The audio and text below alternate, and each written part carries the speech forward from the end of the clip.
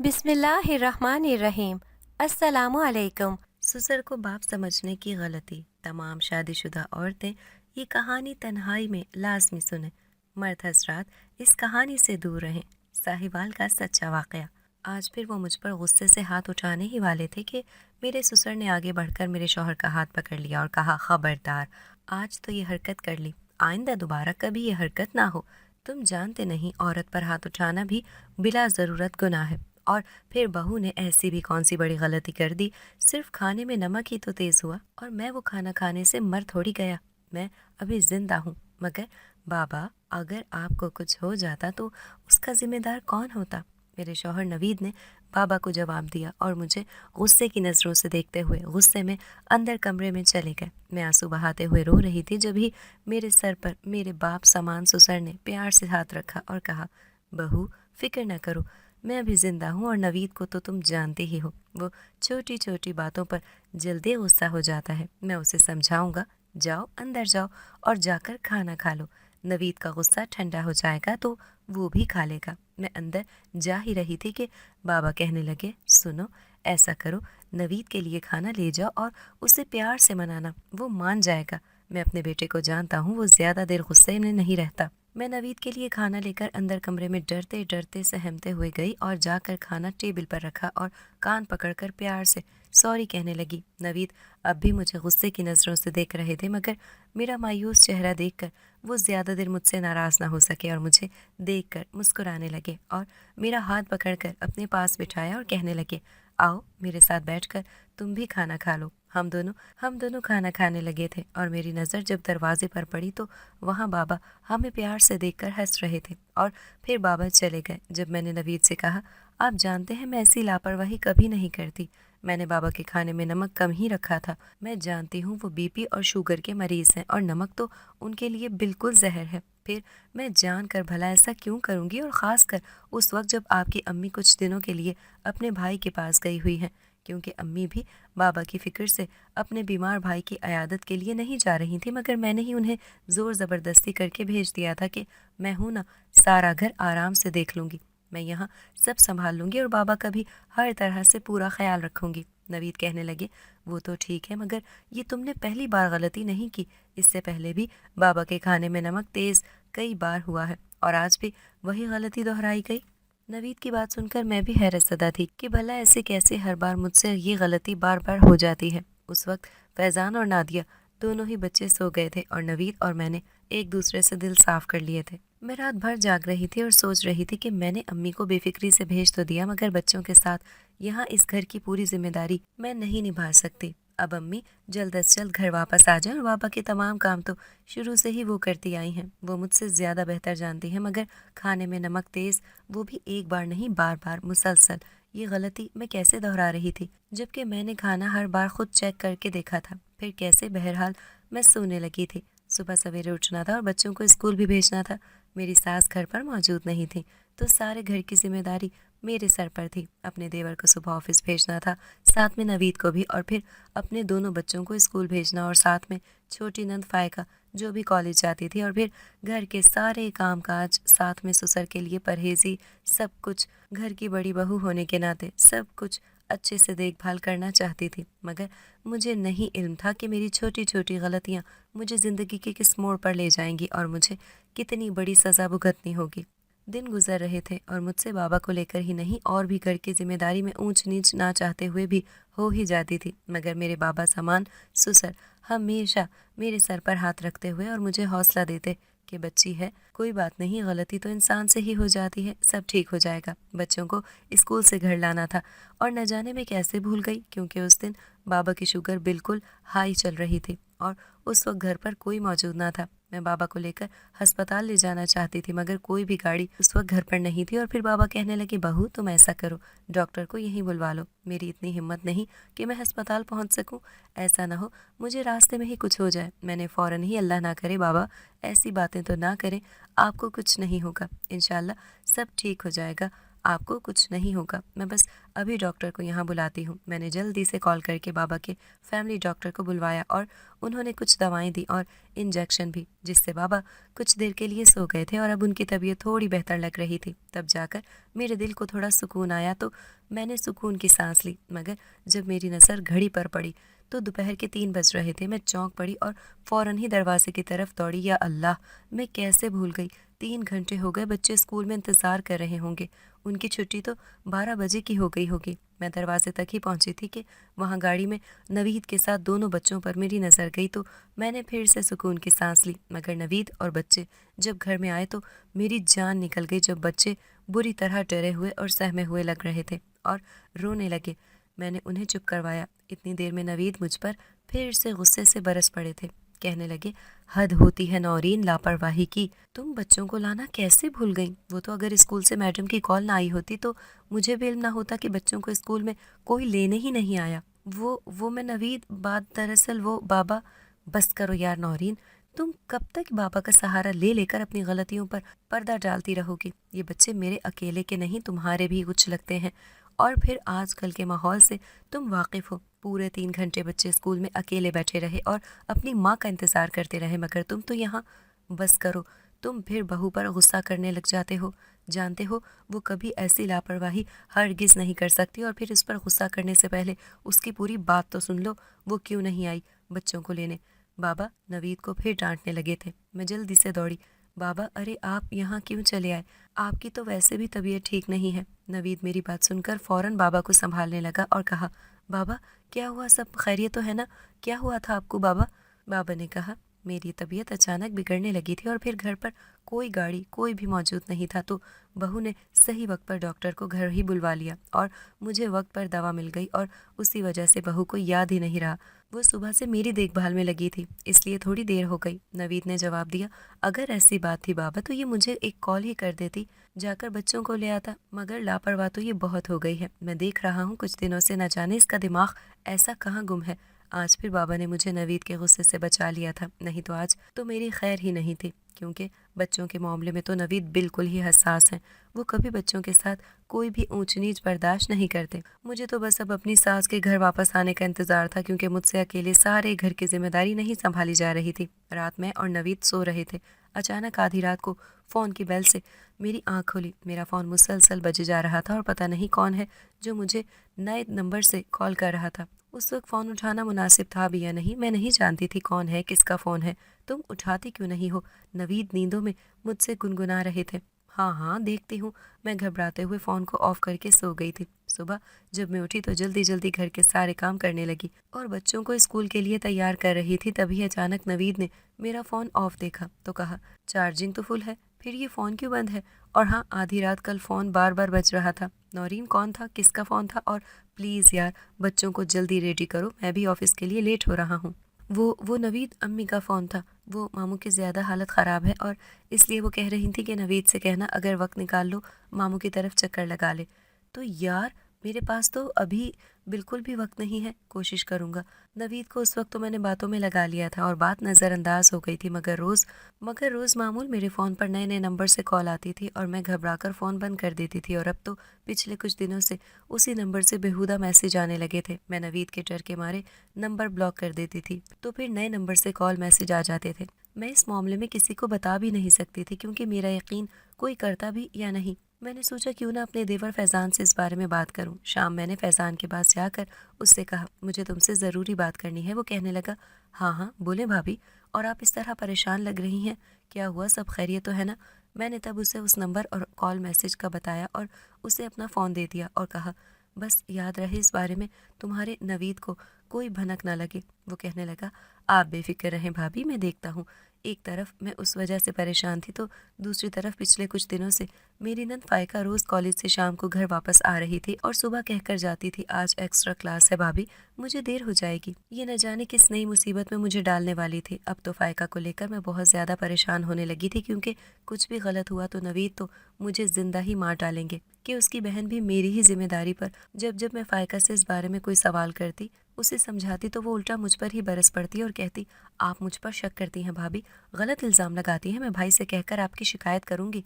मैं सुनकर डर जाती थी और खामोश हो जाती थी, मगर मेरी तो कुछ समझ ही नहीं आ रहा था कि ये सब मेरे साथ क्या हो रहा था, क्योंकि मैं जितना संभालना चाहती थी घर के सारे मामले मेरे हाथों से निकलते जा रहे थे। एक दिन अम्मी को कॉल की और उनसे मामू की खैरियत मालूम की और वापसी का मालूम किया तो वो अफसुर्दा होकर कहने लगी, बहू वापसी का तो कुछ पता नहीं अभी, लेकिन मेरे भाई की तबीयत बिल्कुल नासाज है और उस वक्त मैं भाई भाभी को अकेले छोड़कर नहीं आ सकती, मुझे कुछ दिन और लगेंगे।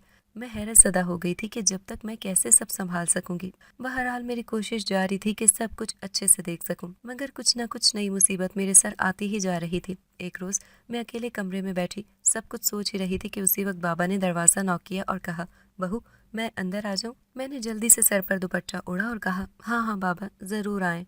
आप क्यों खड़े हैं वहाँ? और सब खैरियत? अगर कोई काम था तो आप मुझे बुलवा लेते। बाबा मुस्कुराने लगे और मेरे पास बैठकर मुझे समझाते रहे, घंटों बातें करते रहे और कहने लगे, घबरा कर हार कर कुछ नहीं होगा, और इस तरह जब तक तुम नवीद से डरती रहोगी कभी अपने हक के लिए भी आवाज़ उठाओ। मैं तुम्हारे साथ हूँ और नवीद से आज के बाद डरने की कोई ज़रूरत नहीं है। मेरी तरफ से इजाज़त है।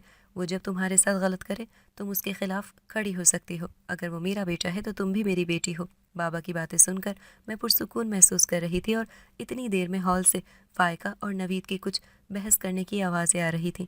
मैं जल्दी से दौड़ी और जाकर देखा तो फ़ायका पर नवीद हाथ उठा रहे थे। मैंने फ़ायका को अपनी जानिब खींच लिया था कि नवीद क्या कर रही हैं आप? जवान बहन पर हाथ उठाना कौन सा बड़ापन है? नवीद तो उल्टा मुझ पर ही शुरू हो गए थे। तुमसे बोल बोल कर ये रोज़ कॉलेज से देर से आती है और तुमने कभी इससे पूछना गवारा नहीं किया और उल्टा इसे बचाकर सर चढ़ा रही हो। पूछो ये रोज़ किस गैर लड़के से कॉलेज के बाहर सुबह से शाम तक बाहर क्या गुल खिला रही है। ये सुनते ही बाबा की तबीयत बिगड़ने लगी थी। हम सब फ़ौरन ही बाबा की तरफ भागे और उनको दवा दी। उनका टेंशन से बीपी हाई होने लगा था। जब बाबा सो गए और फ़ायका रोते हुए अपने कमरे में चली गई तो नवीद गुस्से से मेरे ऊपर बरसने लगे और सारा इल्ज़ाम मुझे देने लगे थे कि फ़ायका के इस गलत काम के पीछे तुम्हारा कसूर है। अगर तुम पहले मुझे बता देती तो ये सब ना होता और बाबा की तबीयत भी ना बिगड़ती। दूसरी तरफ फैज़ान ने मुझे फ़ोन वापस कर दिया था और कहने लगा, अब कोई नंबर नहीं आएगा भाभी, आप बिल्कुल फ़िक्र ना करें।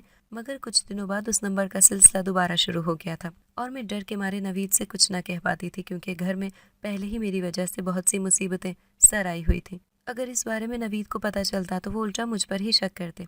एक रात बार बार कॉल आ रही थी और नवीद की नींद फ़ोन की आवाज़ पर मुसलसल ख़राब हो रही थी। उसी बीच मैंने गुस्से में फ़ोन उठाया और कमरे से बाहर चली गई।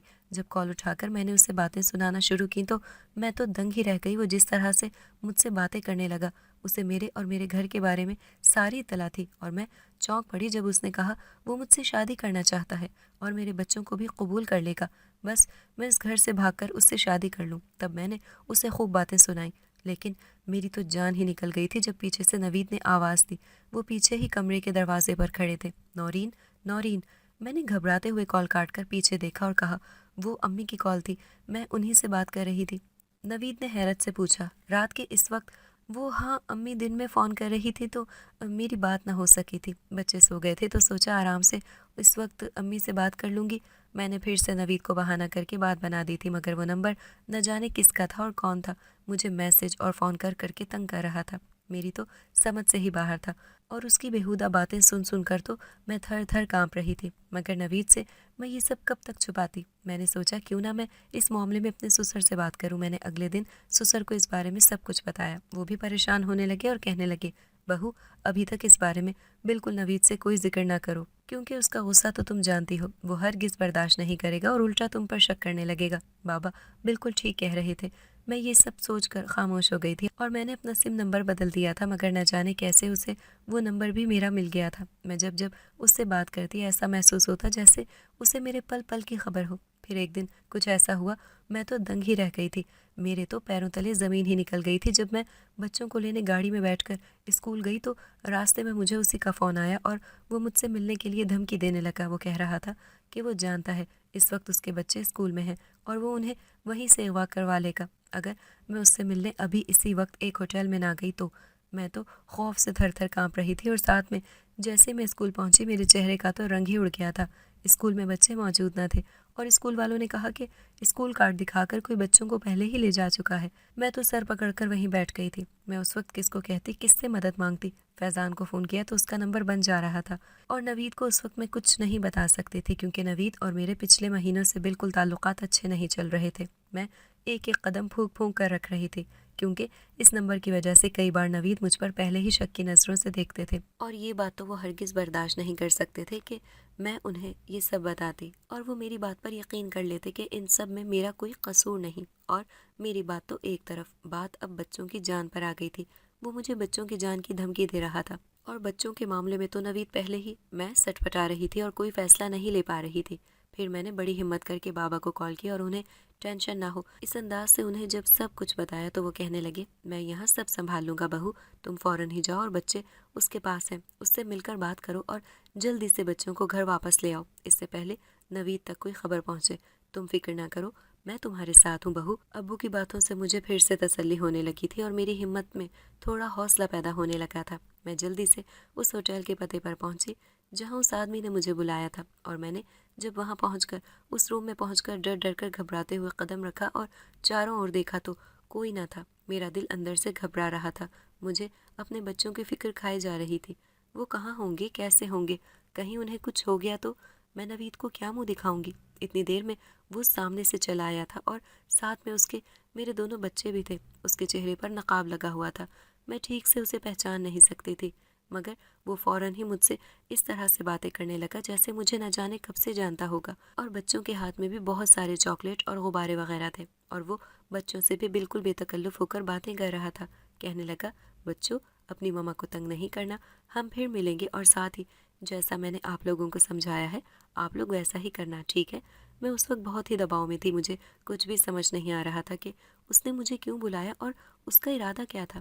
بچوں کو اس طرح لے کر جانا، میں جلدی سے بچوں کو لے کر گھر پہنچی تو میرے تو پسینے ہی چھوٹ گئے تھے۔ گھر کے ہال میں پورا گھر جمع تھا، وہاں بابا، امی، نوید اور فیضان، فائقہ سب ہی موجود تھے، اور سب کی نظریں مجھ پر جمی ہوئی تھیں۔ ایسا لگ رہا تھا جیسے میں کوئی گناہ کر کے واپس لوٹ کر آئی ہوں، لیکن جب میں نے بابا کی طرف نظریں کیں تو وہ نظریں جھکانے لگے جیسے انہیں بھی مجھ سے اس گناہ کی امید نہ تھی، جیسے میں نے گھر والوں کی ساری امیدوں پر پانی پھیر دیا تھا اور گھر والوں کی عزت میں اپنے پیروں تلے رون کر چلی گئی۔ مگر میرا قصور ہی کیا تھا؟ میرے ذہن میں ہزاروں سوالات آنے لگے تھے اور میں اسی کشمکش میں تھی، لیکن جب نوید نے غصے سے میرے منہ پر تھپڑ مارا اور مجھے وہ تصاویر دکھائیں تو میری تو روح ہی لرز گئی۔ میں چونک پڑی، میری اور اس آدمی کی وہ بےہودہ تصاویر، میری تو آنکھیں ہی پھٹی رہ گئی تھیں، اور ساتھ میں میری تو گھر والوں کے سامنے نظریں ہی نہیں اٹھ رہی تھی۔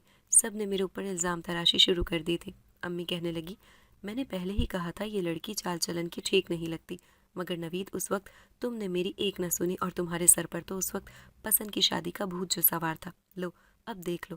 پھر فائقہ نے کہا، میرے سر پر بڑے بڑے الزام لگا رہی تھی، آئیں بڑی، اور خود 2 بچوں کے ہوتے ہوئے، شادی شدہ ہوتے ہوئے بھی اس طرح کے گندے کارنامے، چھی چھی۔ اور فیضان، بھابھی مجھے آپ سے یہ امید نہ تھی، جب آپ نے مجھے اس نمبر کے بارے میں جھوٹ کیوں کہا جب آپ خود اس کے ساتھ ملی ہیں؟ کیا بھائی سے چھپانے کے لیے اس لیے کہا تھا؟ میں فوراً ہی سب سے پہلے بابا کے پاس دوڑی، میں رونے لگی کہ بابا آپ تو کچھ کہیں نا، آپ تو سب جانتے ہیں نا، میں نے آپ کو سب بتایا تھا اور آپ نے ہی تو مجھے کہا۔ بابا نے جب نظریں جھکائیں اور کہا، بہو ان بےہودہ تصاویر کو دیکھنے کے بعد بھلا میں کیسے کہہ دوں کہ تمہارا دامن پاک ہے؟ مگر بابا آپ یہ تو سب کو بتا سکتے ہیں نا کہ اتنی دیر میں بابا کو کچھ اور کہہ پاتی، نوید نے میرا ہاتھ پکڑ کر مجھے دھکے مار کر گھر سے باہر نکال دیا تھا اور مجھے لانتیں بھیجنے لگے، مجھے غلط الزاموں کے ساتھ میرا نام پیش کیے جا رہے تھے۔ اتنی دیر میں نے کہا، پلیز پلیز نوید ایک بار بچوں سے پوچھیں، وہ جانتے ہیں وہ سب سچ سچ بتا دیں گے۔ مگر جب نوید نے بچوں سے پوچھا کہ بیٹا بتاؤ ماما تم لوگوں کو کہاں لے گئی تھی اور تم دونوں کہاں تھے، میرے اوپر تو آسمان ہی ٹوٹ پڑا جب میرے بچوں کی زبان سے ایسے الفاظ میں نے سنے۔ وہ کہنے لگے، ماما ہمیں ان انکل سے ملوانے کے لیے لے کر گئی تھی، اور وہ انکل کہہ رہے تھے، بیٹا میں ہی تم دونوں کا پاپا ہوں، آپ دونوں میرے ہی بچے ہو، اور آپ وعدہ کرو ماما کے ساتھ مجھ سے روز ایسے ہی ملنے آؤ گے۔ بچے یہ کیا کہہ رہے تھے؟ میری تو کچھ سمجھ نہیں آ رہا تھا۔ پھر مجھے اس آدمی کی بات یاد آئی، چلتے وقت اس نے بچوں سے کہا تھا، گھر جا کر وہی کہنا جیسا اس نے سمجھایا ہے۔ اس سے پہلے میں اپنی صفائی میں کچھ کہتی، نوید نے پھر سے میرے منہ پر تھپڑ مار دیا تھا اور غصے سے مجھے گھر سے نکلنے کے لیے کہہ دیا تھا، اور میں نہ جانے کی ضد میں تھی اور گھر والوں کو مدد کی نظر سے پکار رہی تھی، مگر اس وقت ان تصاویر کے سامنے میرا سچ بالکل جھوٹ ثابت کر دیا گیا تھا اور میں سب کی نظروں میں قصوروار دکھائی دے رہی تھی، جبکہ نوید نے تو یہ بھی کہہ دیا تھا کہ یہ بچے پتہ نہیں میرے ہیں بھی یا نہیں۔